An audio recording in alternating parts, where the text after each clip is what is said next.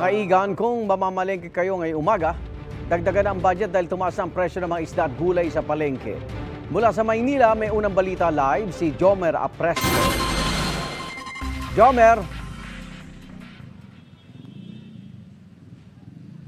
Igan, sa pagsisimula ng Holy Week, ramdam na ang pagtaas ng presyo ng ilang pangunahing bilihin tulad ng isda at gulay dito sa Paco Market sa lungsod ng Maynila.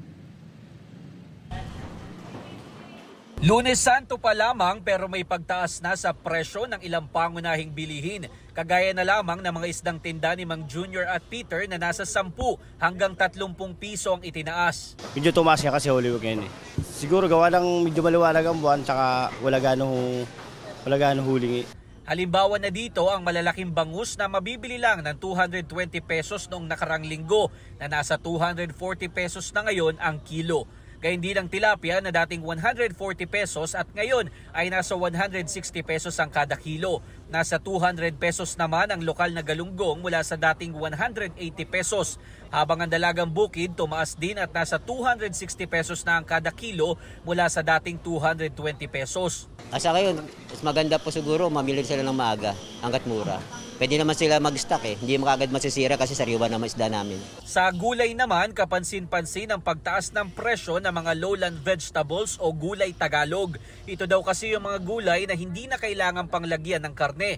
Ang okra nasa 200 pesos ngayon ang kilo mula sa 80 pesos lamang noong nakarang linggo. Ang pechay Tagalog nasa 90 pesos ngayon ang kilo mula sa dating 60 pesos. Ang kamatis nasa 80 pesos ang kilo mula sa dating 70 pesos. 20 pesos naman ang itinaas ng talong na nasa 70 pesos ngayon ang kada kilo.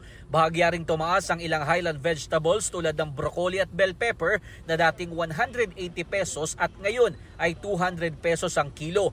Nananatili naman sa 120 pesos ang lokal na pulang sibuyas. Wala ka namang makikitang lokal na bawang dito pero ang imported na bawang ay nasa 140 pesos ang kilo. Sa posibilidad naman na tumaas pa ang presyo ng mga gulay, ito ang sabi ng ilang tindera. Depende po kung may mga supply pa po darating sa...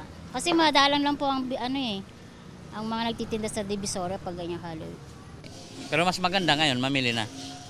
Kasi, mamura. Kasi pagdating ng Huwebes at saka Biyernes, mataas talaga yun.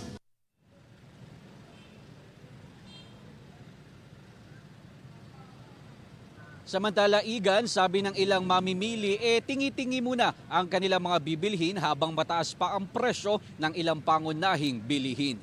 Yan muna ang latest mula dito sa Maynila. Ako po si Jomer Apresto para sa GMA Integrated News. Igan, mauna ka sa mga balita. Mag-subscribe sa GMA Integrated News sa YouTube. Sa mga kapuso abroad, subaybayan nyo kami sa GMA Pinoy TV at sa www.gmanews.tv.